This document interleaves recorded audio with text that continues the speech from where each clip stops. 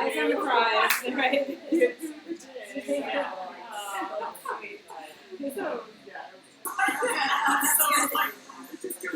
Eyes on the prize, right?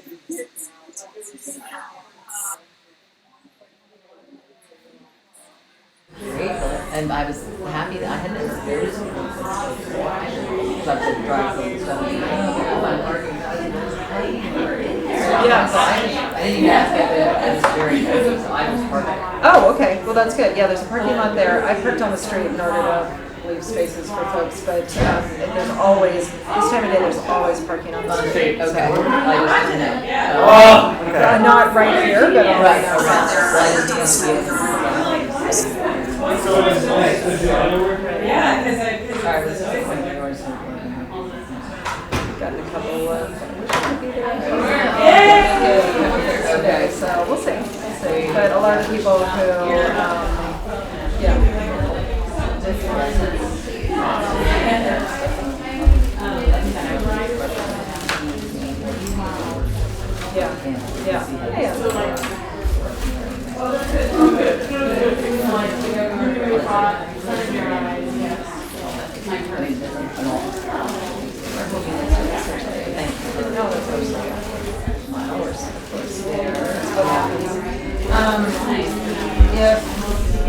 how long do you think things will go? She's probably be leaving at 7:20. I think that's a perfect time. I want to stay for some midnight time. Yeah. But if I evaporate, that's No. it's not a dinner event. It's no different than. So how did day one go? Good. She was actually upset at the end of the day because she's like, I don't want anything. I was like, well, what do you mean? She's like, there weren't any robots. And it's like, it's pretty high bar and high strength. Okay. I don't know if you can respond to that. Okay. She's a character. Oh, good. He's got it up. Yay, Ron. That looks good. Anyways, we had an older lady, she's probably my age, who came in today. He's done a little video, this and that. Well, but the point, the reason she was just like, I said to Grace, like, no, don't talk about how much, to give you a chance to learn. I mean, you can say that once, but like not 5 million times. But I did talk to, Especially NGOs. no, she was very just, but I did talk to this Jen, who was via, and I liked her. She is somebody, I haven't met her. I don't know. I like her. I don't see her, I mean, she just moved. Are you meeting and greeting? Oh, she's, oh, good. She's asking for resources. Can you see them taking the? Yeah. Oh, good. Excellent. Good. So, have you interviewed Monica? Did you interview? How about that? No. Can you see that? Oh, What's up? Can you see that? Yeah. I'm not making it bigger on the screen. I can see on paper, but this Jen Foley or whatever she, I mean, I definitely like her. Making this very fun. But more as a consultant kind of on the project. I mean, she definitely just like, she's social media. So then I just thought, well, she's incredible. It's like, but I don't see, I mean, ideally I want a package. And it's more like using her, but I like, but she, I think we had a great meeting and I said, let's just, kids settling in, but it's down the line. It's almost like she has to pick up, but she's not, she's done on little bits of things over the years, not that many, but I feel like she's very sorry, so, I'll resend Monica's information because I'm kind of surprised she didn't rise to the top, but there may be things on there. Well, let's just look at it again, and can you resend? I will. Look She at just it. forwarded it to me, she's like, wow, this is Nice to meet you. I'm Holly Myers. Nice to meet you. Great. Came right when I was project in the busing. Okay. Right before you came. Okay. So back in the fall. So when you actually start talking, where are you going to be? I'll be over here. Can I just get you over there for 1 second just to frame it up?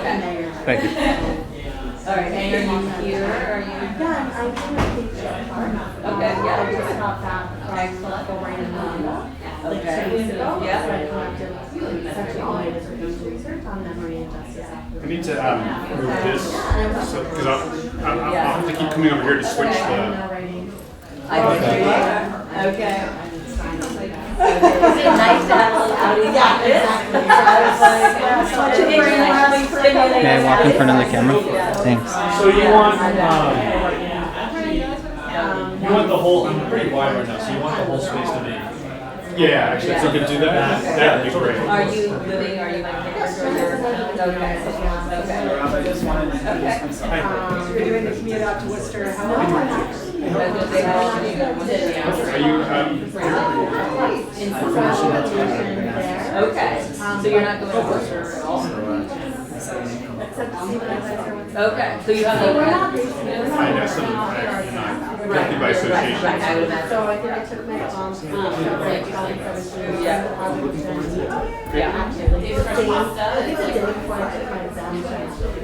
How are you? Hi, Bruce. Jordan. Jordan. Nice to meet you. What brings you to the event? That's always nice. Yeah. How much time were you in? Senior grad school. Okay. I've been there, I did my dues. Okay. Have you bumped into the Performance Center? Oh, are you? Out there? Okay, where are you in grad Yeah. school? Yeah. Okay, very good, that's great. Lots of grad Okay. school. Yeah. Lots of pleasure. Yeah, they're out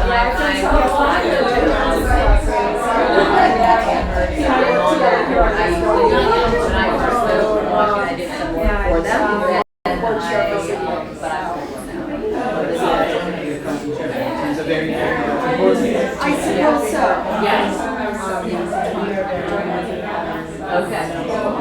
Yeah. No, I grew up west, but we lived here at Washington State. Good, okay, well, Sometimes. okay, very good, excuse me, yeah. My husband's company has any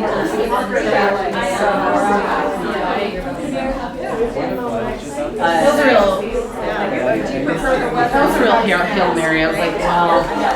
I know, I'm a West Coaster. I didn't mean, I was like, I would be like, really? This is, yeah. It was so fun because I got involved in 3 things in May. Okay. All of which were supposed to be finished by the end of May. None of which are finished. There's so many It's all nice. I see you. Next time everyone tells me to drop Yes. everything. My husband actually, I You're like, I'll just sit right up here. Yeah. She's a junior. What, so nothing happens because, did they actually end up hiring anybody? Well, that's probably a more question, but was it like, almost happened or were they just? Well, they were very upset Oh, that I, Okay.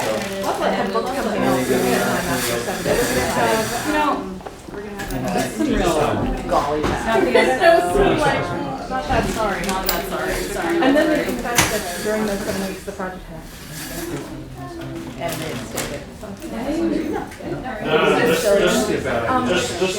Just those two. Not this one? Yeah, just those two. Can I leave like What we're this? doing. You can just close it? Oh, no. So, draw it down. Yeah, but like twist it so it's closed. Yeah. I just wanted to say. What else? What's up? Yeah. That was like a big heart attack. Oh my goodness, do it all. And I was like, Okay. What else are you working on here? that last qualifier really. That you're excited about. What else are you working on? Question mark. I've been writing reports for now, forever. But it's like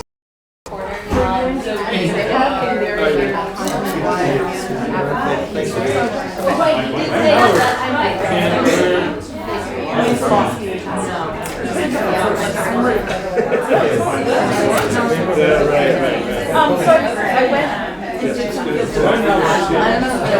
Great. That's my first meeting. I didn't get a chance to take it for the tour, so I'm in room. one of my main goals.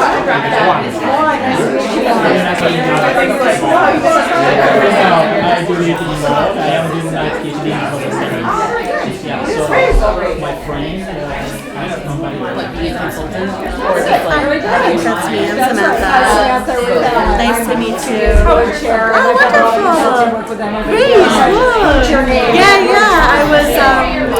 I was a year ahead of Kylie at Fletcher, and then I was on the flashing project with her and Jaya. Very good. Yeah, I heard you It was great. Yeah, it was really challenging, but very awesome. And actually, one of our partners who was at RCN, Justice and Democracy, who's now back in Burundi, I still talk to her all the time. Yeah, and we've seen each other in Rwanda and Burundi. Yeah, it's really nice that developed. Yeah, it was a good thing. appreciated hearing the car connection. I got my master's degree. Oh wow! Oh nice.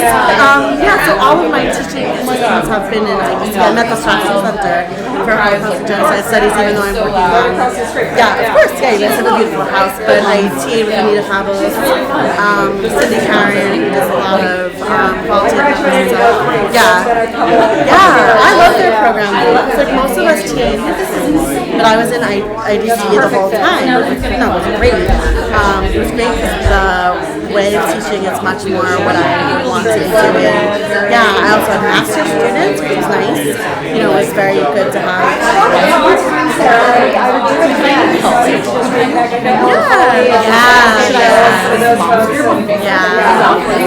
good. Well, if you want me to reintroduce you, there's a new director. I mean, you're welcome. That's great. Yeah, that's amazing. Yeah, I love it there. I love our center. We have 5 years of full funding, which is really nice. Yeah, it's really nice, and the program is more or less super flexible. So it just allows me to like do what I need to do. I just got back from the Fulbright, so that was also great. Fulbright and a board coming out of Clark. That's like a really big thing.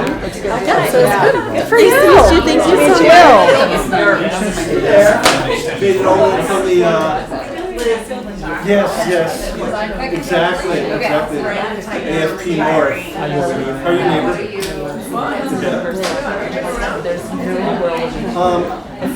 Just to know, I've been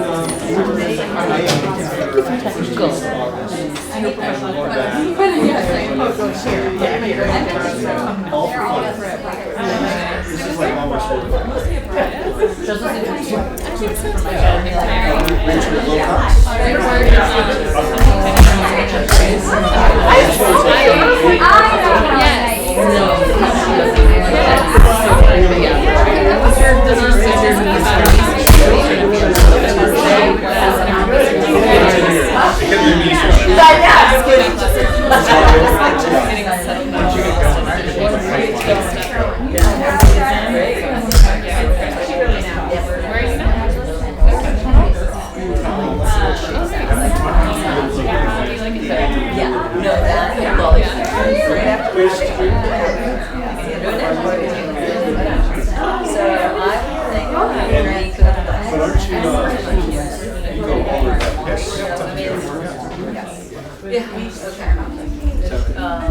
Okay, I think we will get started, if that's okay with everybody.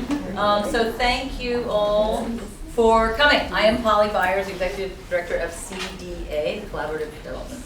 It used to be Collaborative Development Action, now we just say Collaborative Learning. And we're thrilled that all of you could come and that we're able to live stream so others who are not here in person can be here. And the first thing I just wanted to thank Mercy Corps, who is so nicely hosting us here.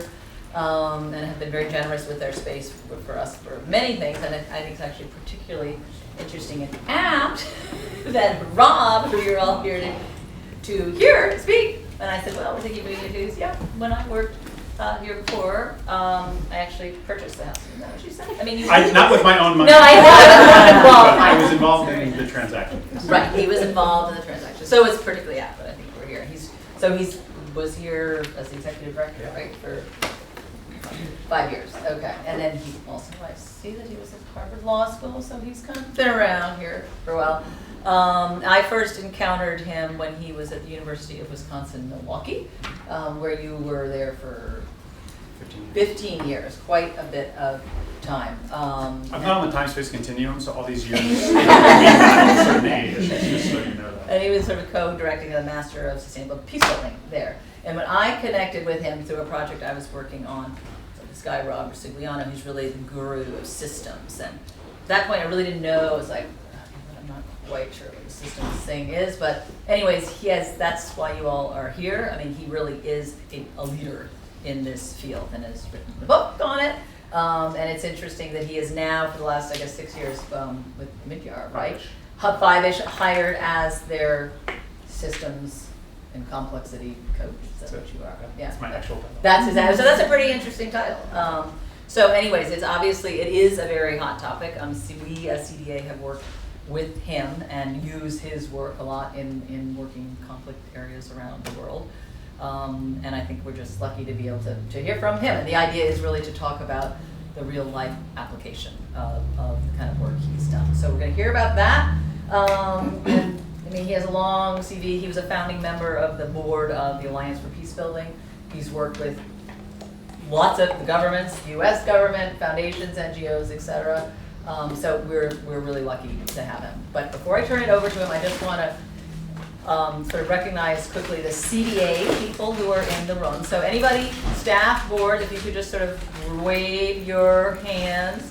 I want to notice particularly Liz Gibbons, who has been on the board for many years and is sadly leaving the board. So we're very happy she's here and very sad she's leaving. And to recognize both Ruth Allen and Neil Levine, who are the new chair and vice chair of the board of CDA, which we are thrilled about, bringing a lot of new energy, which is fabulous. So thanks to them, and we've got a number of staff who will all be around, I think, to hang around a bit afterwards. So please do say we do have wine and cheese and snacks out there. So I'm going to turn it over to you. So thanks again. We're thrilled that you could do this. Thanks, Polly. Okay. It is really good. It is kind of a homecoming for me to be around. I was just walking around Harvard Square kind of aimlessly today, sending pictures to my wife. Can you believe Charlie's Kitchen is still here? I just want to kind of, I'll jump into this and I'll say a little bit about the history that Polly referred to.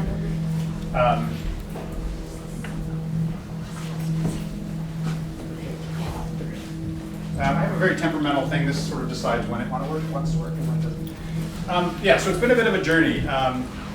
I started with the Harvard Negotiation Project back in the late 80s, and then helped to found Omidyar Group, and then with Roger Fisher, whose portrait's over there, we searched for a permanent home for CMG and eventually found this house. It's interesting being on a negotiating team of two people, one of whom is Roger Fisher, who wrote the book. So basically, you're in the situation where if we do well, everybody's gonna be like, well, it's Roger Fisher. And if we don't do well, it'll be like, but he was working with Rob. But we did okay. We did okay with this, and I spent many years in this house, including fixing, there's a leaky pipe in the basement. I remember being up on a ladder, holding a leaky pipe and on the phone. So I, in 2000, made the transition from CMG, moved to Milwaukee, where my wife is from Wisconsin. We raised our kids in Wisconsin. And along the way, I happened into the position at the University of Wisconsin-Milwaukee. Still did a lot of consulting work with Liz and other folks, mostly in the negotiation world. But there was this question that kept haunting me.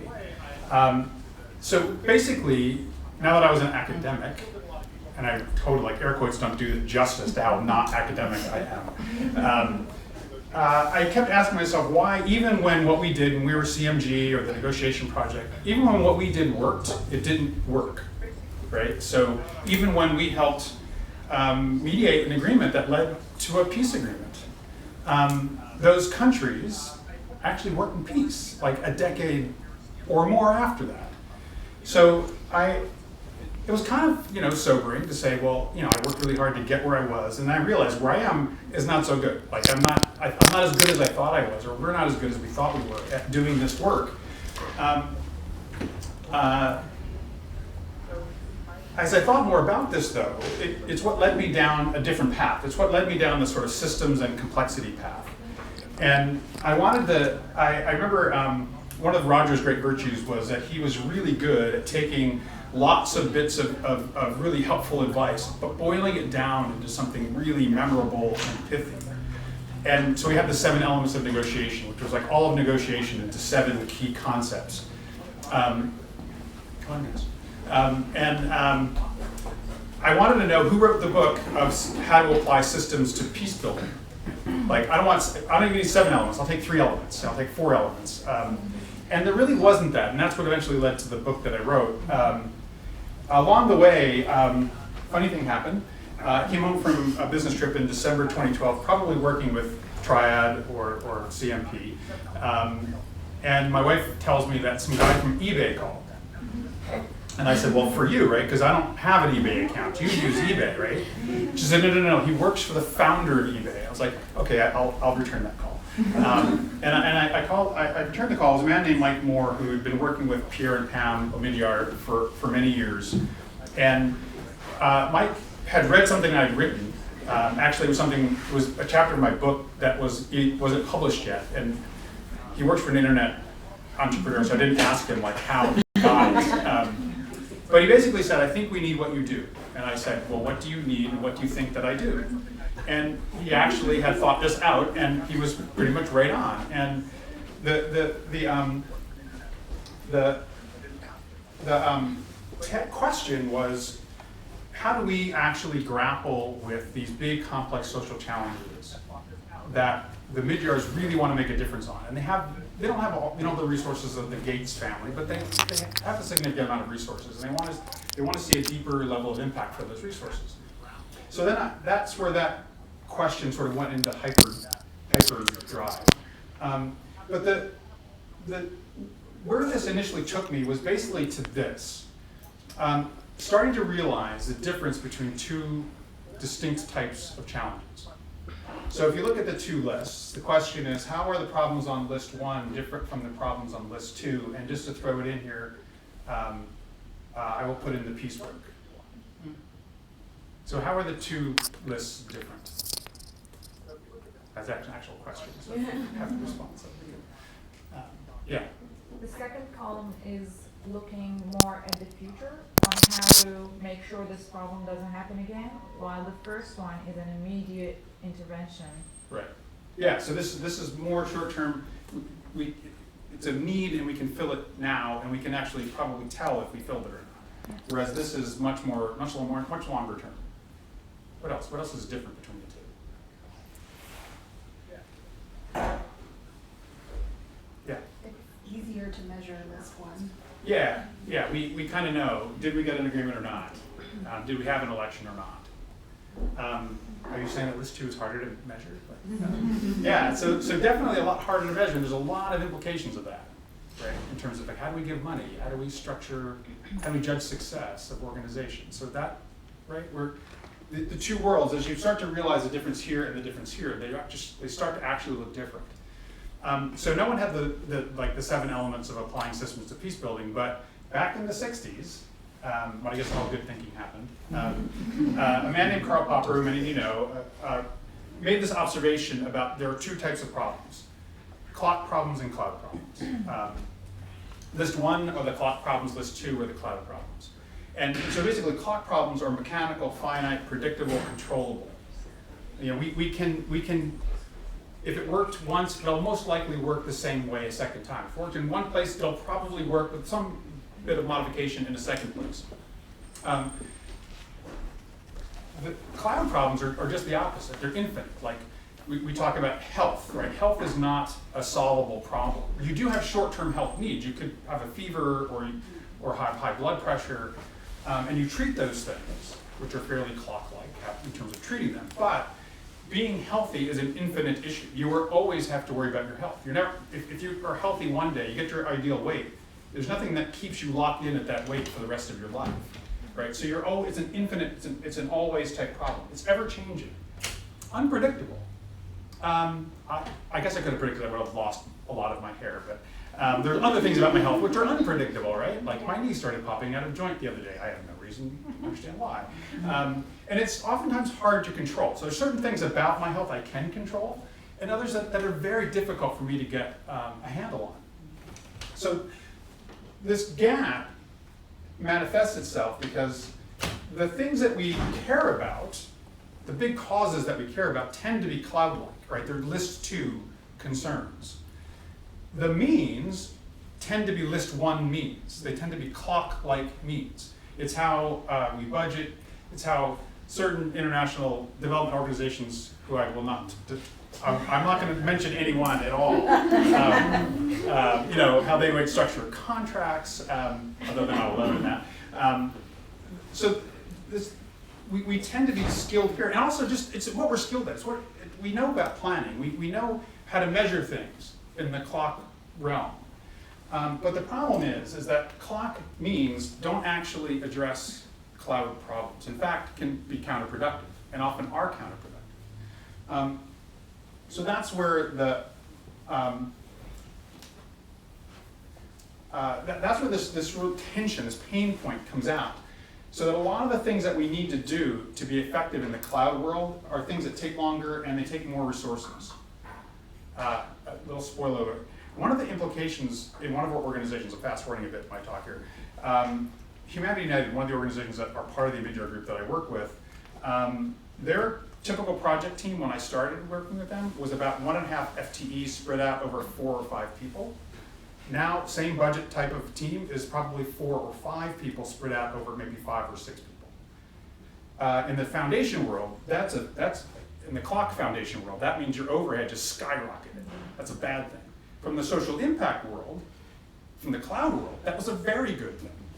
But it's difficult to do that. These are all things that the current system is basically designed to not let you do.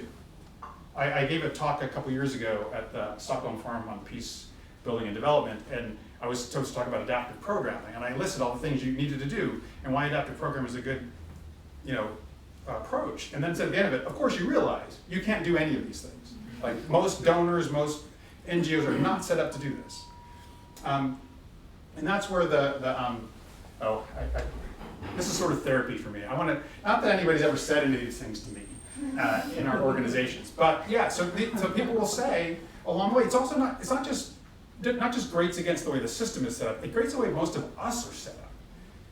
So people are like, what the hell is taking so long? I need to make grants. I want to see my impact metrics for this year. I was doing quite fine not being systems-y, thank you. Again, no one's ever said these things to me. Theoretically, this is theoretical. So that's where my Omidyar experience kind of really picked up. And so in 2014, we really began in earnest to take a very structured approach at bringing systems and complexity into their programs. We actually started with a couple pilot projects in 2013. And after we finished those, I would have, if I were self-grading, and I'm probably not the toughest self-grader, I would have given myself a best of C on those 2 projects. And Mike Moore, who was my contact, who brought me in, whose bright idea was to bring me in the first place, I was like, Mike was going to say, Rob, he's one of the nicest men you'll ever meet. He said, I figured he was going to say, hey, good college try, you did your best. Have a great life. We'll see you later. And Mike watched how I was engaging with the teams, and he wasn't judging how those projects went by the outcomes, because I would have said the outcomes were kind of mediocre at best. He was judging by how disruptive it was to the practices and the organizations that I was working with, which is much more than you can ever expect a client would ever be watching for. And so Mike, at the end of that, he said, I want to buy all of your consulting time next year. And I was like, I probably misheard that. Like, you hope somebody buys my consulting time, right? No. And so I went in half-time starting in 2014 and came in full-time in 2015. And the group is bigger than these organizations, but these are the ones that I primarily work with that do a range of topics, work domestically and internationally. And so what I want to do is kind of then sort of fast forward over the last 4.5 years and give you a couple examples of what it actually looks like to do this. I also have a little bit of a warning. I have some theory at the end if we have time to get into it, but I haven't gotten rid of my academic side. Great. Let me. This is a video that is kind of an overview of our process, and it came because. We ended up producing it because back in early 2014, I had a meeting with Pierre and Mike, and I presented Pierre the approach. And it was really good, like I worked really hard on it. And Pierre sat through it and asked me some questions, but his first real question was, he said, didn't you forget slide 1?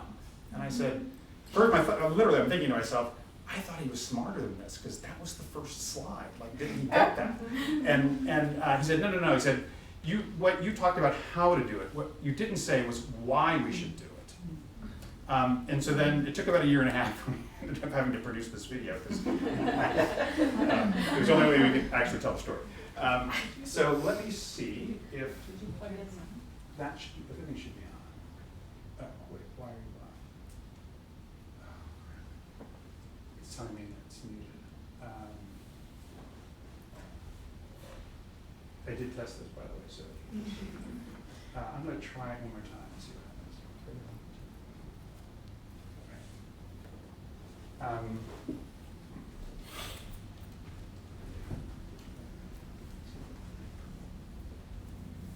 Don't think there's sound on here. Does anybody know that? Okay, good. Anyway, so we'll skip the video, and if we get the sound back, you get to watch it. There's sound? There's sound here? Oh, good. That was like the sound. Apologies ahead of time if this blasts us. Did you plug in generally there's those sound cord you have to plug into your...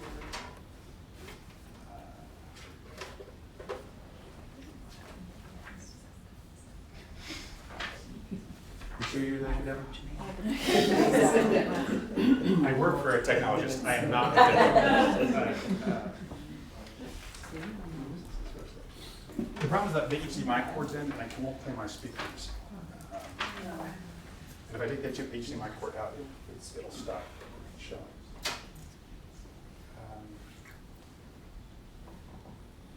Yeah.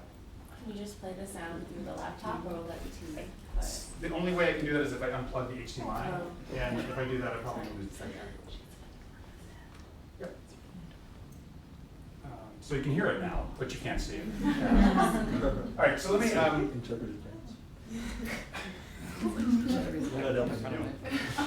Friend like this.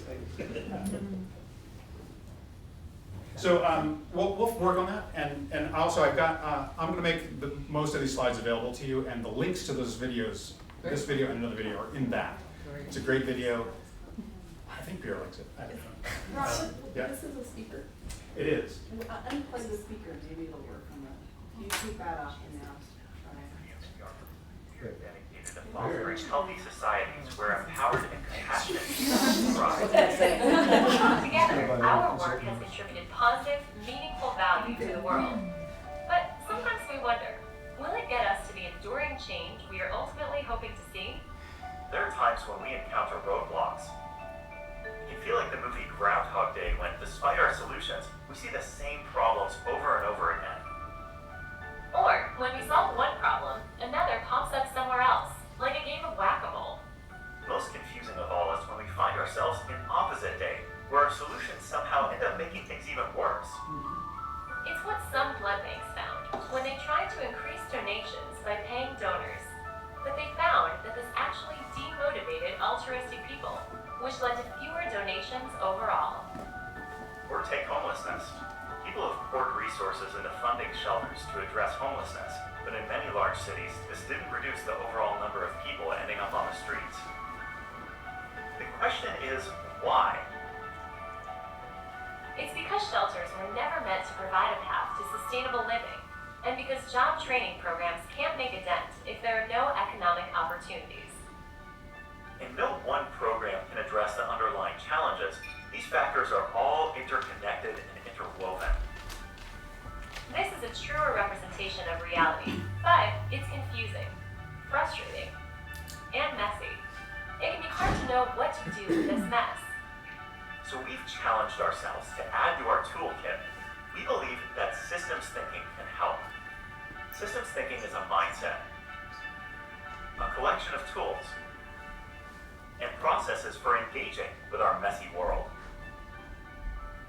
Systems thinking helps us gain clarity by making sense of complex environments and understanding the interconnections. It helps us find leverage and reveal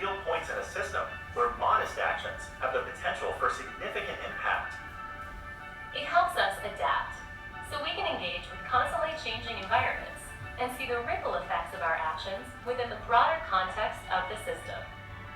Together, systems thinking helps us to gain clarity about a complex problem in order to find leverage, so we may act strategically with confidence. When we see the effects of our actions on the system, we learn and adapt, and these lessons fuel a virtuous cycle. We've looked for examples where systems thinking was making a difference. In Calhoun County, Michigan, service providers decided to use systems thinking to tackle the issue of homelessness. What they realized when they looked at the whole system was that funders and providers were actually incentivized to choose quick fixes, even though they knew it wouldn't lead to sustained change.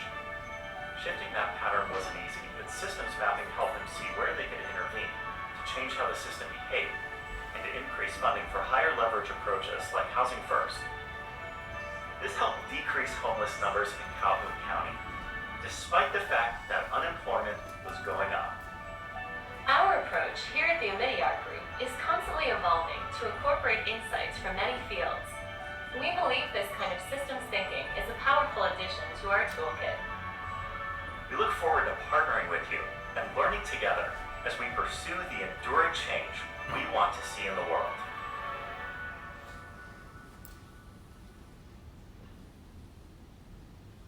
I didn't personally make that video either, just so you know. Creative team that does this.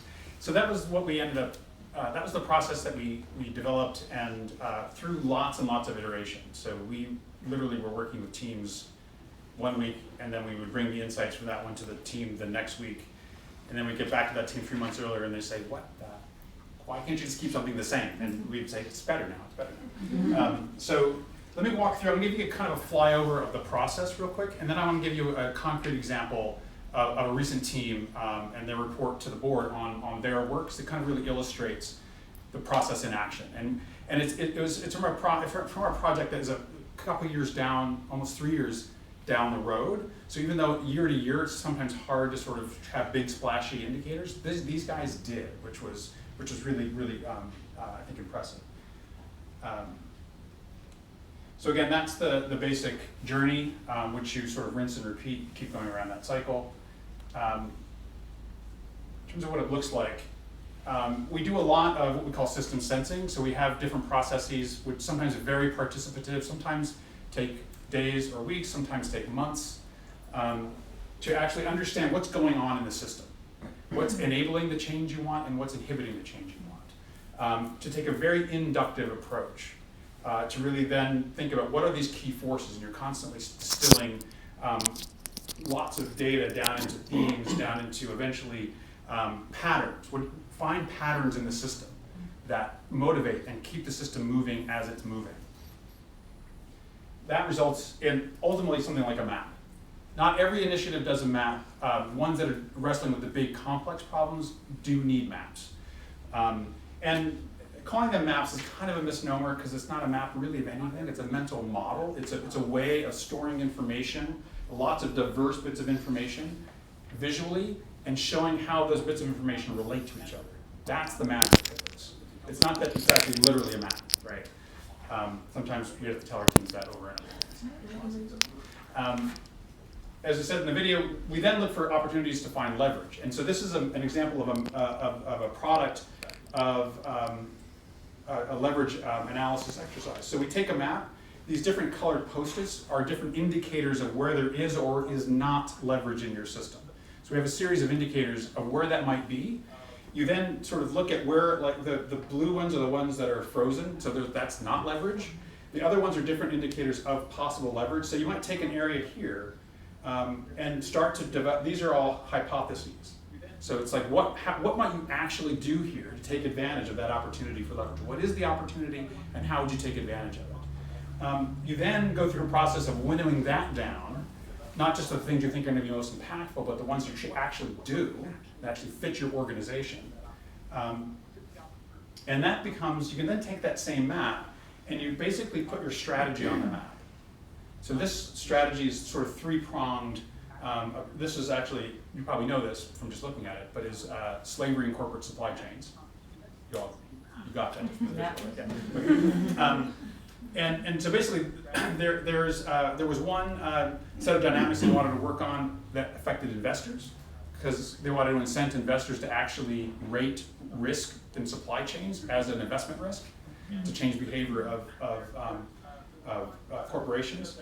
It goes to strategic journalism. So they've done a lot of work with The Guardian to report on abuses in supply chains, which sort of sent shockwaves. At times not always positive, but certainly sent shockwaves for the system. And then work in country with various local actors and some policy work. And then after, on a periodic basis, every month, every 18 months, every year, every 18 months, the team will do an in-depth reflection back with their executive or with their board and say, this is their map. They're updating their map, so there are 4 key changes they made to their map. Basically, that's a way of saying you learned about your context by engaging with your context, and it changed how they understood it. It expanded it in some places, it changed it in some places. So there are 4 key areas that they ended up changing their map after their first year. Then this is just, again, I don't want you to read this. This is the line I want you to look at, which is, they basically say you can take the map and you can say, what are the key assumptions built into that map? What did you learn about those key assumptions? So they're testing the assumptions, and what implications for strategy did that have? And then it leads to sort of the next version of this, which is an updated strategy map. So it's the same map, it's the same strategy, but updated. So 2 key updates they made to the strategy based on that first year of learning and experience.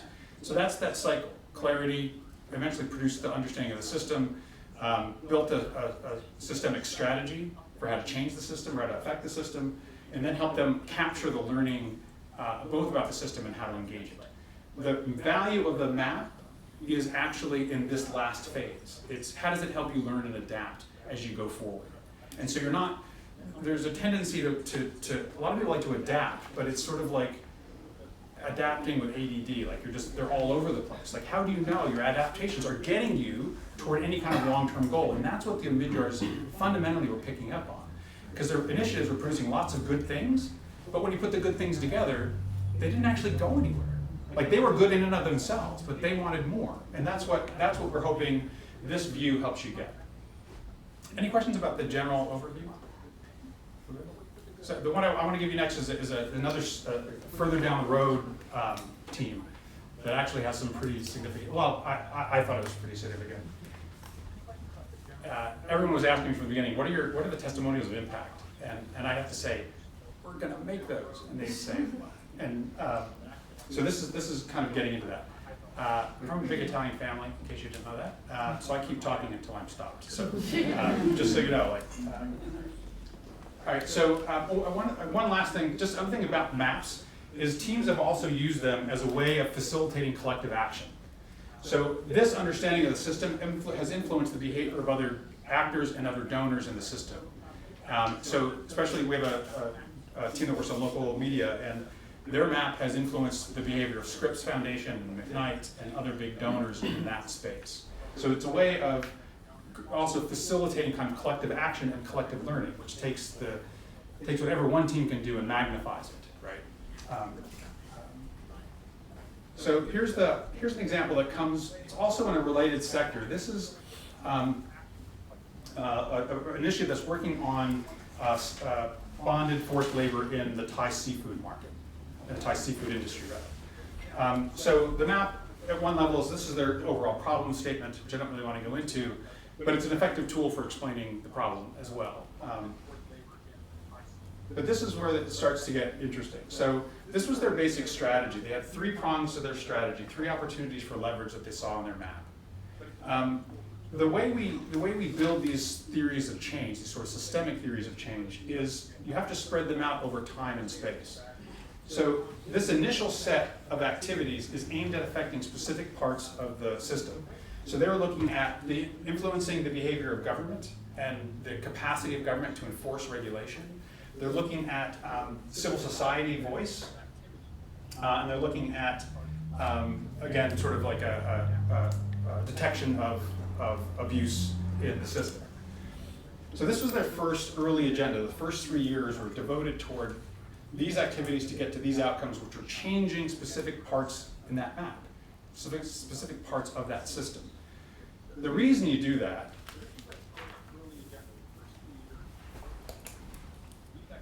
is this sort of second phase, a developing stage initiative, where you're basically looking for evidence that the outcomes you got in this first stage are affecting deeper dynamics in the system.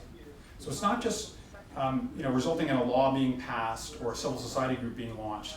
It's also saying, but those things actually started to impact dynamics around accountability in the system, which was one of the drivers of forced and bonded labor and the lack of remedy in the system. Longer term, you're looking for evidence that the dynamic change has shifted the system. Evidence that the system sort of shifted on a resilient, sustainable basis, which you can only show over time. It takes time to actually make this case. So what's interesting about this team is that this was earlier this year, so early 2018, they're reporting to the board. They're basically saying, we got this. I mean, it's actually, we're kind of ahead of schedule almost in terms of the impact we wanted to see in the system. And we're also seeing evidence that deeper dynamics are changing. So on the civil society voice question, there was very little civil society voice when they started, very few civil society organizations. So they invested in sort of catalyzing those organizations. What ended up happening was that they took off. And they also then linked up with they were trying to get government to increase resources devoted to enforcement. That also took off. And so after, in 2017, they began to see movement in the civil society and the government level out proportionally much greater than what they saw in their first year, and not because they were spending more money, but because the system started to replicate the impacts that they wanted to have, which is an evidence that the dynamics themselves are changing. So that's what this category was. Again, much too small for you to see, but this is how they sort of laid that out. Here's their impact summary. Here's what they're basically saying: we had impacts in the system. Here's the evidence to say we got the outcomes we were trying to get. They then went through and sort of dynamic by dynamic and began to say, in this next phase, we think this is the change that's happening in the dynamic, and we have to now support this change. It's a subtle but really important distinction between affecting something here, like an actor. So this might be you're passing a policy, you're advocating for a policy, versus this overall dynamic actually like strengthening enforcement or accountability. That might be the dynamic you're trying to strengthen. That's a different set of measures to know whether you did that. We can measure whether we got the policy or not because we have it or we don't have it. Whether it's actually resulting in higher levels of accountability is a different metric or a different set of metrics. So what they're proposing now is that they have to change their tactics. So it's less about just sort of hand-making or supporting individual civil society organizations or policies. It's actually getting behind the actors already in the system and sort of putting more wind in their sails. Does that make sense? So that they basically went through and sort of dynamic by dynamic, these are the three key dynamics they were hoping to affect in this sort of developing stage. And that they're now saying, for the next, again, 3-year, we kind of work in 3-year envelopes. This is where we think we can get to in 3 years. Now, of course, we don't know, right? This is where you have to be open to lots of change. But that's the basic sense. So this is what was, for me, as a sort of systems-y, geeky guy, I was really happy when this team was going to propose they should go from an early stage to a developing stage. I was even happier when they said it for the right reasons. The other thing about this, just the way we try to work, is my team didn't do this. Like, none of this we produced. We coached them on the production of the initial map and helped them find, do the leverage analysis and got them into the strategy discussion, but we didn't even have much, our fingerprints weren't very heavily on that. And really on very little of this. And so that's the other piece about this, is it's got to be something that teams do. They can't pay me to do it. And that's what's been kind of, for me, the real proof of the pudding is that they can do it on their own. And it's something that makes sense to them, and it makes sense to their partners and their investees. So they also just sort of, this is a repeat of that earlier slide I showed, which basically said, here's the new set of assumptions. Here's what leverage points they relate to. Here's why we're making those assumptions, and here's how we're going to test those assumptions. So that's again, they're just continuing the cycle, right? So this, as they get into the next stage, they have to redefine all this stuff, and that's what they're putting in front of the board and their executive. That's how they'll be held accountable within the organization. Questions? Comments, thoughts? I mean, who are the partners doing this with you? You know, who's you're driving it maybe by giving training, but to whom? Like partners for the Thai seafood team or to my team? No, for the seafood, for example. Yeah, so it's been a real interesting bit of organizational change, really organizational ethos, which is so Mike Moore, who brought me in initially, would say teams shouldn't be capital focused, they should be capital enabled. So capital focused means they were focused on giving grants. And so they basically thought their lever to get anything to any of their goals was basically about grants. And it was about the volume of grants and how fast and how many they made. At this stage, it's now not about that. They're basically saying it's not just about giving out money, it's we need partners. So what the shift has been is the size of their, so whether money goes out in the form of grants or contract or staff, that's not the issue. And so what that means is that they have to invest much more time in partnerships. They have to have a bigger staff because they need people on the ground, supporting and developing those partnerships. This is more like what I guess an operating foundation might look like, but we're not really an operating set of foundations either. They still do grants. So it's basically cultivating those partners. It's then looking for also partners at the international level, both policy and other, so they would do a lot of work with the Freedom Fund. Humanity United is one of the founders of the Freedom Fund. But in this setting, just examples, or who are the operational partners and how are they, how is it all coordinated? So they like one of their grants would be for let's say a civil society organization in Thailand to actually train and equip other civil society, for instance. I don't know the name of that organization off the top of my head, but they would go about looking for those people and funding them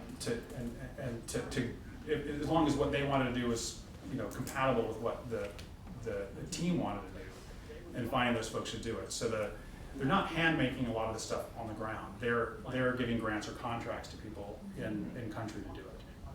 Does that make sense? Did I get to it?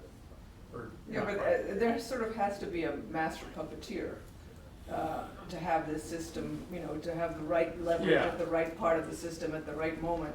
And how is that carried out? Is there like a head project officer for each of those sectors, or? It's much sloppier than that. So it adds a lot to the emergent aspect of how you have to do this. So one of the pieces that's very difficult is it's putting a lot of your control, it's taking a lot of the control out of your hands. So it means you're really relying on local actors to do it, and that's kind of the first step. Because if they can't, I mean, you're basically making a hypothesis that there are people in country that there are civil society groups that would emerge in country if given the right kind of support. If that's not true, then it doesn't happen. The other sort of mantra that we have internally is that systems change best when systems change themselves. And so you have to kind of you're taking this kind of indirect role from the start, and so it can get a lot sloppier. We have a team that's doing some work in Zimbabwe that's been spinning their wheels for a year and a half, going on 2 years. Partly because the convening team in Zimbabwe has just not been able to gel with each other or gel with them. So it means that kind of stuff happens, right? So fortunately the board again is thinking, well, as long as we're on the same page as to what you're trying to do, we understand about the slippage. If your slippage is because you made some really stupid decisions, that's not good. If it's because this has just been really difficult to do, and we know it's going to take you 2-3 years to test this hypothesis to begin with, which is also not normal for a funder to do in this context. This is why I should have spoken to this earlier. I'm very thankful that I live in a very rarefied organization. But what the good news is, I think it is changing. So actually I'm doing a presentation on Friday at Innovations in International Philanthropy Conference. And it's a big group. And so there are a lot of folks in the philanthropic world who are saying, who are paying more attention to this kind of work, and sort of more willing to think about doing this. Yeah, hey Mark. Well, I'm working about this. Can you talk a bit more about how this service is in the peacebuilding field? Well, yeah, I mean, I think so. So peacebuilding definitely fits the definition of a cloud, type problem. And I think all the things that have applied to a lot of the TheSystems world, which is arguably this is a more confined system. Humanity United actually has a transforming peacebuilding program too. They're the ones that have spun the wheels for almost 2 years. So it is messier, but it's highly important because we've done a bit of sort of meta-analysis of the sort of peacebuilding system, if you will. And one of the disheartening, I've been a part of two such efforts within Omidyar. And what's kind of disheartening is that both maps kind of done by different teams at different times, came to the conclusion that we were disempowering the very people we needed to empower if we're actually going to have sustainable outcomes in the peacebuilding. And there are a bunch of dynamics that sort of account for that. But it's a heartbreaking piece for me because I was part of those dynamics, right? I was doing that stuff. And it's not, people doing those things aren't evil people. They're not bad or stupid people. Just the way the system is set up, we have such hurdles to getting what we want to get done, and the kind of outcomes that we want to get. And so just even that bit of stepping back and looking at the system. There's one of our programs works on, at Democracy Fund, works on effectiveness in Congress. It's a new program. They're going to spin their wheels. When they were doing their map, when they had a kind of, we'd call it socializing a map. So you take your map out, and you don't necessarily even show people the map, but you tell them the story of what's in the map. Right? The map is a story. And they were at a congressional office, and this was a senior hand in Congress who'd been in Congress a long time. He heard their presentation, he looked at the map, and he said, "The map's freed me from blame." He said, "I no longer have to blame the other side of the aisle why we're so hyper-partisan and dysfunctional. This is the maze we're all trapped in." So part of getting out of the maze is realizing you're in a maze. And so I think that's especially relevant in a lot of peacebuilding contexts, where what we're trying to do is create that superordinate interest amongst people. And a lot of times having people in conflict see what they do as being the product of a system. Yes, there's individual agency, and there needs to be accountability for human rights abuses and so on. And that will take care of part of the picture. But if we don't have an idea of what the bigger picture looks like, it's hard to know how to use all the different tools that we know are effective in peacebuilding. And so for me, Mari, that's kind of the overall piece of this. At least that was the insight for me looking back in my career, and where I think what we did worked and where it didn't work. Like, it helped me answer the question of why even what we did worked, it didn't work. It didn't get the full piece. So I think that's the essential bit of it. Anytime big, complex, hairy problem, and the peacebuilding ones are the hairiest, it's essential to have that part, right? That we can step back and see the system that we're all working in. And we as interveners often think we're not in the system. We have to put ourselves in the system. That's the reality. And if we don't, then we're not going to play an effective role. We may very well make things worse. So I don't play the same role that a combatant does or a community leader does, but if I'm engaging in that conflict, I'm in the system. And the fact that I have money, if I'm a donor or if I'm an NGO, gives me a disproportionate role in that system, right? So understanding that is hugely important. Yeah. Can you say more about the process of developing the maps and identifying the leverage points? It takes a lot of different forms. So we actually have a process where we get people to actually scope out what their process is based on what their goals are. So at one end of the spectrum, we had a team. They were a new team working on financial inclusion in the United States. That was their area, and they basically said, we're not ready even for the off-Broadway bit of this, right? So we want to do something internal before we bring a lot of people. We had other teams, a team that recently did work on teen mental well-being, and they'd been in that space as Hope Lab. They'd been in that space on and off for years. So they did their initial mapping session. They brought together 50 people, academics, healthcare providers, a sort of mixed group, not teens who were struggling with mental health issues. But that was intentional because they built a different process for that group because it was very hard.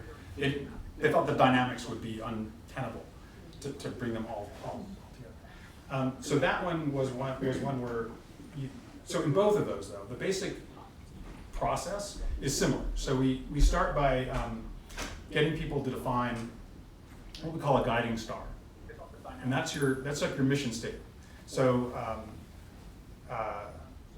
actually I have an example of one. You're going to get a little motion sickness every second.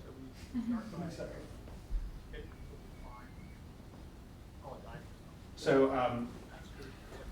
when you do systems work, you know you're going to have to change and adapt. The way to keep yourself from getting lost or being sort of willy-nilly in how you move is to think first about what's your reason for getting up in the morning? Why are you even doing this? And this is a future state of the system. You're not going to initially even get there. In this case, it was a project working on well-being in Hawaii. The Omidyars live in Hawaii, so we do a lot of work in Hawaii. And so Hawaii, where residents are truly empowered to maintain and advance their well-being regardless of their socioeconomic status. That was the lofty goal that made it worth getting up and doing this project. The Near Star is basically a 10-year outcome. So this one is measurable, it is achievable, or at least it's meant to be. But you want to give it a decade. Jean-Paul Lederer talks about decade thinking, so we stole that from Jean-Paul. He works for Humanity United now, so that's good, he's all in the family. So this is an outcome that we want to get to. And so in theirs, it was proven and widely acceptable models of decision-making on complex issues that are responsive, innovative, and evidence-based. If anybody's lived in Hawaii, you know that's kind of not the way things are done now. And then the strategic intent is meant to be sort of a goal and a distinctive means for how you're going to start. This is a sort of 3-year horizon. So 3 years, 10 years, always. And this is going to cycle and change at a greater rate than this. But this is also going to change as you get further down that road and clarify what you want to do. They might say, hey, we can get that in 5 years. Let's push that further out. Let's get more ambitious. So the reason I'm going here is that you need to do this in order to then know, well, what's the system you're trying to understand? So we'll oftentimes take this, the Near Star, and build a framing question, which is basically to say, what are the forces that affect how decision-making, the quality of decision-making on complex issues? So what are the forces that affect the quality of decision-making on complex issues in Hawaii? That's what we want to understand. And we then say, in one of these sessions, let's say we've got 50 people in the room, we'll say, what are the things that enable good decision-making on complex issues in Hawaii? And what are the things that inhibit good decision-making on complex issues? And then there was that picture of people staring at a wall with all the Post-its in. So we might typically have a room with most of that wall and most of this wall would be enablers and inhibitors, right? So there'll be dozens and dozens of stuff on each wall. We then group them into themes, and they take those thematic groups. And this one of them was around the Old Boy Network in Hawaii. There's a very established literally old boy network in Hawaii that kind of about 20 powerful people who control most decision making. That was a thematic cluster. And then we take those thematic clusters and then break them down. Something we call an upstream downstream exercise. We basically say every big theme like that, old boy network. What are all the forces that produce the old boy network? And when you have an old boy network, what are all the things that affects? And we have ways of getting people to think broadly about both the causes and the impacts. And then that is like halfway or more toward actually starting to find patterns. Because now you're connecting three things: a cause, a phenomenon, old boy network, and an impact. And then we then say, build loops, like create a feedback. And so that ends up building, so that we kind of do that exercise in a day, maybe 5 or 6 hours. We'll take more if they can give it to us. And usually people they bristle against giving it a lot of time, and we go over, and people were like, you have to go now. So you'll end up with this analysis where you start to see these patterns, and then the more you do this, the more you sort of do that upstream down, you dig into the themes. So you might have, a dozen or 20 themes on each wall, enablers and inhibitors. You don't do 20 upstream downstreams, or 40 rather. Once you start to dig in, you start to see that everything that's in your upstream and your downstream, nothing new is appearing. Mm-hmm. After you go through, 10 or so on each side, you're not getting new stuff, which basically means you've kind of saturated the space. Mm-hmm. And then you then have a list of patterns. And then, again, you might have 60 dynamics people have identified. You literally lay those out on the table, and then, or put them up on the wall, and the team says, what are the patterns amongst the patterns? Would you consolidate them? Would you group them? Is there a meta pattern? And that's what we call a deep structure, which are one or more dynamics that really animates the system. In the slavery map I showed you, the deep structure they called it the race to the bottom.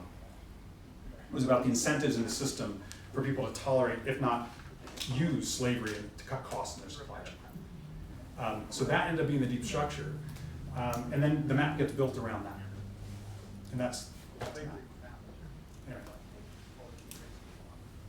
Carrie Delaney, sitting back there, has been through this process. Is that more or less it? Yeah. It's a really fun process. It's super interactive. Carrie's a nerd because she thinks it was really fun. No, Carrie was great, and her team is great at many nights. Sorry, I didn't mean to call. No, I'm a big evangelist for systems study. I was just talking about it this afternoon with someone else. Yeah. Yeah, my name is Juan, and I am a PhD student at UMass Law. So it seems to me that we keep working on the system that is not working, but we keep working on it. And I am wondering just how you keep working on the system doesn't work. Why that system approach instead of focusing on a human-centered approach? Because the system doesn't work. Yeah. Why it doesn't work?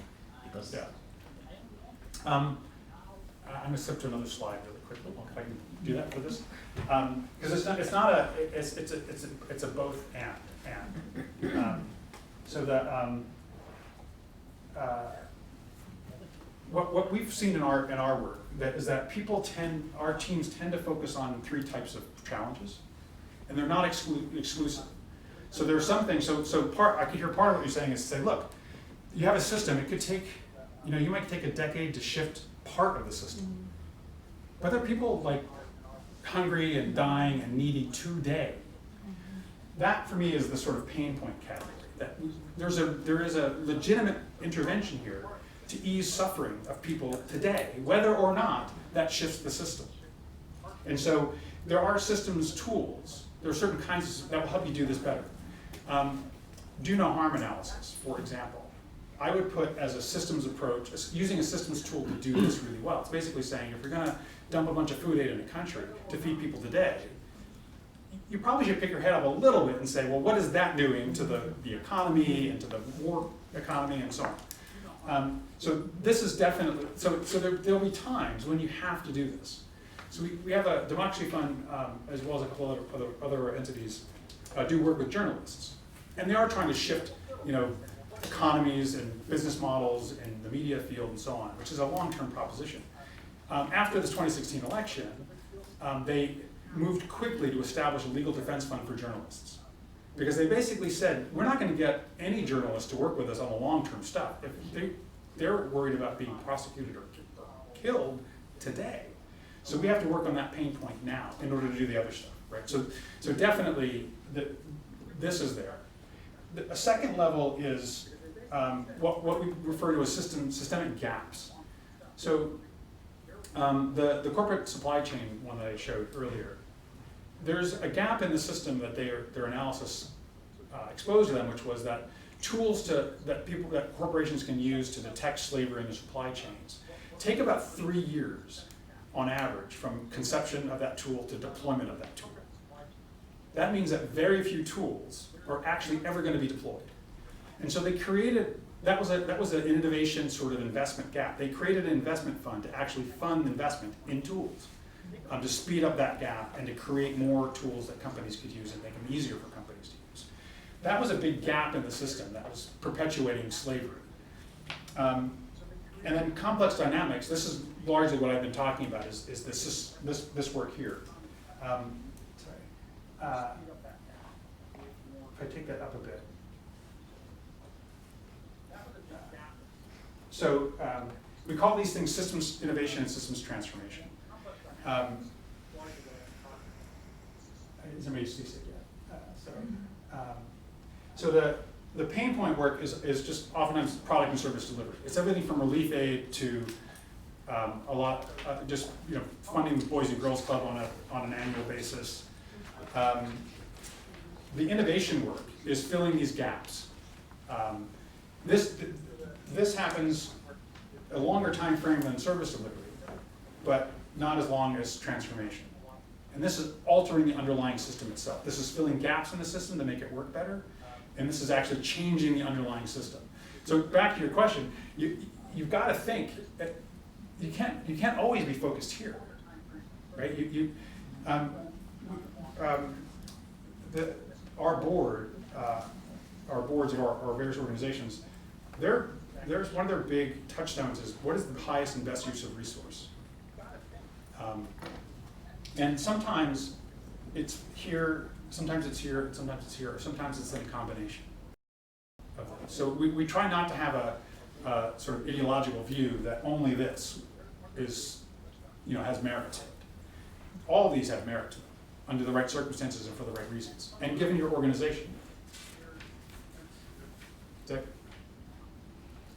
Yeah, I think it's, but why, I am just wondering now, why you do not have a sort of a combined, approach instead of just having one, approach. Yeah, which so is people do. Like you can blend all three of these into a strategy, into an initiative. Well, at least our teams have.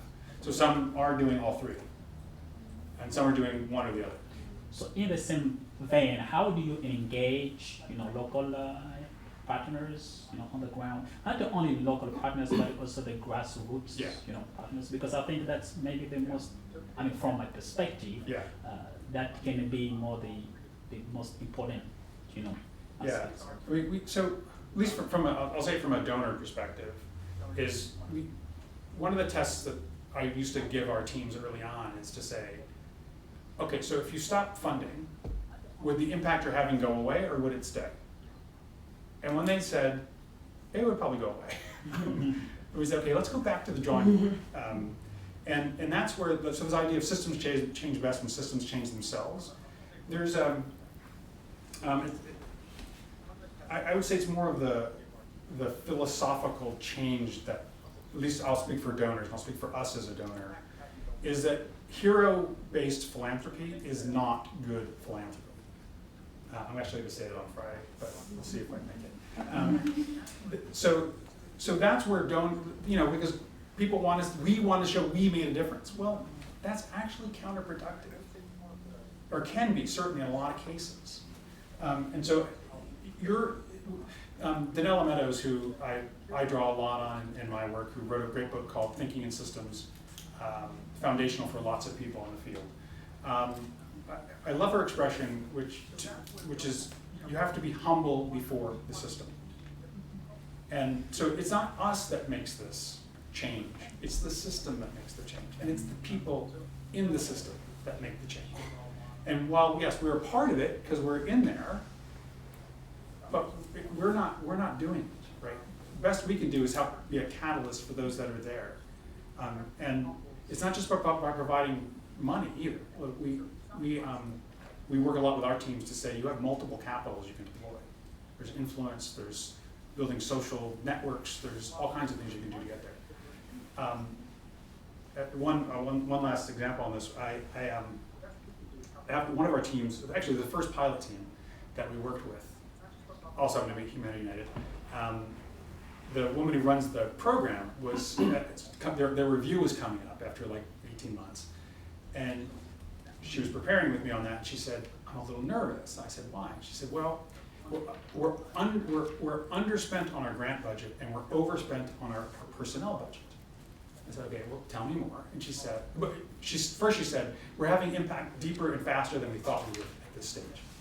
Great, good point. Lead with that one. That's a good point. Then she said she overspent on the personnel budget, underspent on grant budget. So, well, tell me more. She said, well, what's interesting is that they have she works in migrant labor in Nepal, and so there's a member of her team, Mahendra, who's a former migrant from Nepal. And she said what started to happen is that people, all these groups in Nepal just started calling him. And we didn't necessarily plan to do this, but he built this whole network. And the impact we're getting is primarily being driven by that network. But we're not doing any grant making. And in fact, we have to hire someone else to do the work that we originally wanted Mahendra to do. So we're overspent on our personnel budget. And I said, okay, let me get this straight. You're getting impact faster and deeper than you thought. I don't think the board cares the form the dollar goes out in.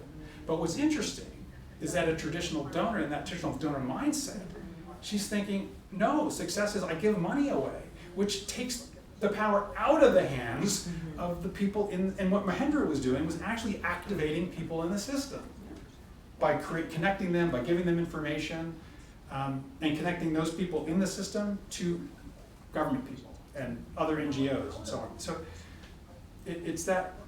that's a mindset issue, right? And it takes a lot to get over. So is it okay if we do a few more? A few more. Okay. A few more. Dovetailing off of that question, can you talk about what it looks like to go through the systems mapping process and bring in local actors? So it's not all happening in Cambridge, Massachusetts, with people. Yeah, so it's actually the secret sauce in a lot of ways. So a lot of teams will, when they start to reach out to their networks, and if they haven't been spending a lot of time with stakeholders, we're doing a lot of partnership building, which is really where we were at when I came in 2014, because the teams were too small and they were primarily just giving grants away. But as they began to get closer to the systems and build more of these partnerships, they began getting more local folks involved, and they're thinking, oh my gosh, this saved us. This would have taken us 3 months to get this level of clarity that we got in a couple of weeks. So then it started feeding on. It was a sort of virtuous cycle where people are saying, well, we should take the locus of our system sensing work and have it in country, or have it with the affected population. I found, this was the same when we did the ICAFs. We did the desk review in Washington and we did the ICAF in country, and the one in country would totally beat the expert sort of prediction by a lot. So as teams began to do that, they began to see, they're getting better information, deeper, timelier, and they're also building up their network, their influence, their social capital, their influence capital, and so on, by getting folks involved. So there's both information uptick and getting local actors involved, but the bigger uptick is in you're deploying different kinds of capital. Building social capital, you're building trust and relationship, you're building networks, you're building influence. And that's where people really started to see the gain in terms of helping them get to where they wanted to go their goals. The woman I mentioned with Nepal, when they basically, this past year, year and a half, they activated their network. So the migrants were doing the systems mapping. And so that's happening. It's being replicated in other spaces. The Hope Lab team, when they started working with teens, and they did the mapping with the teens, totally rewrote the map they built with the experts. So is that something you encourage now in your training? Yeah, so it would have been, so for me it was a bridge too far originally, because they just didn't have the capacity to do that. But now that's how teams work, it's like, I don't even have to necessarily push it, they see it. Hi, I'm Samantha Lake, and thank you so much for coming. I'm a PhD candidate at the Strasser Center for Holocaust and Genocide Studies, super long name, at Clark University. Most of my work's in Rwanda.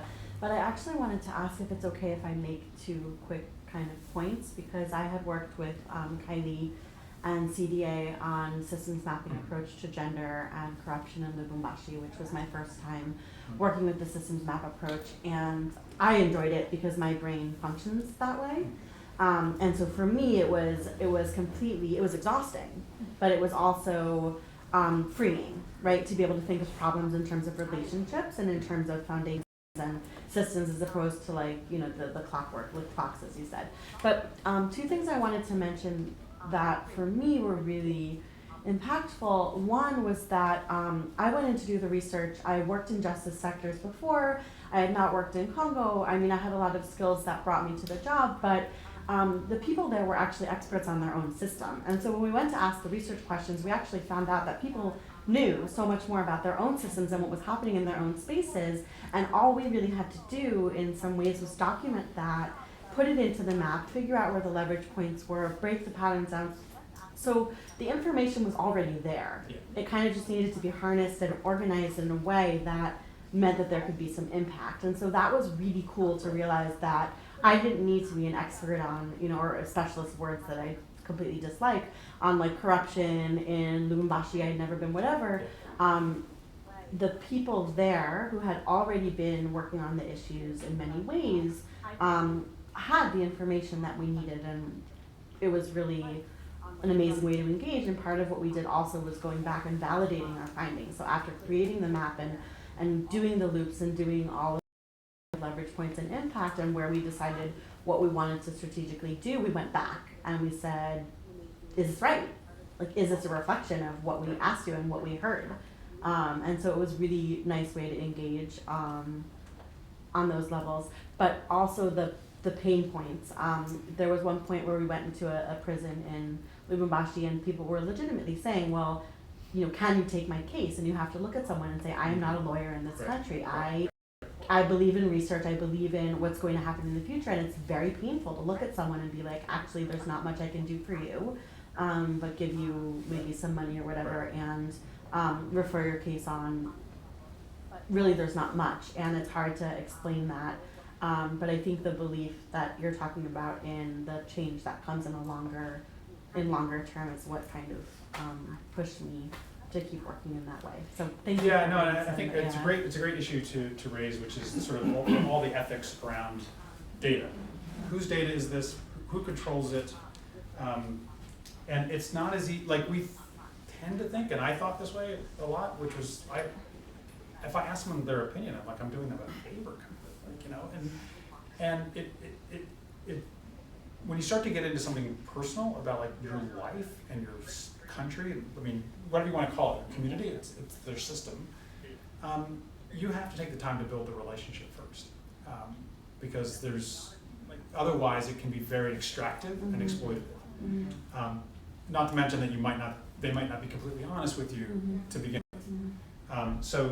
So there's a lot of groundwork that has to go, and that's one of the reasons why it was hard to you can't jumpstart that process. So with the Hope Lab folks, for example, the teams that they worked with are people that they had known for a long period of time. They didn't just put a sign up in a psychiatrist's office and say, hey, are you interested in telling your story?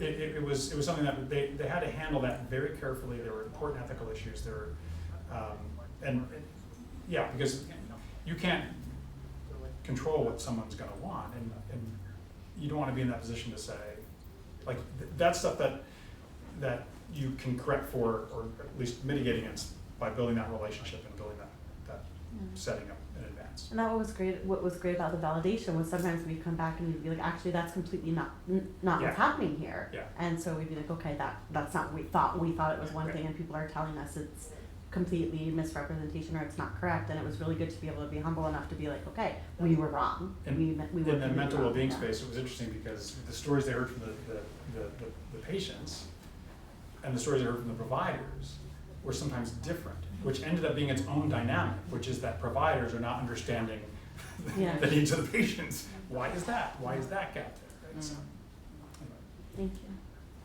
good. I think we're good. And I'll be around. He'll be around. So a big thank you.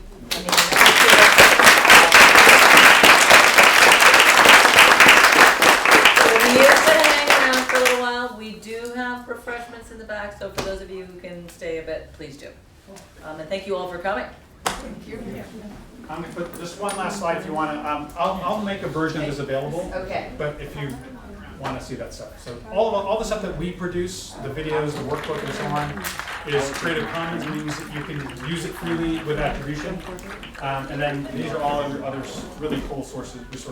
And we will put it up on our, this is obviously that we're going to have the YouTube version of this on our website, and we'll obviously have this as well, so people can access it that way. Okay, but everybody's got their cameras out.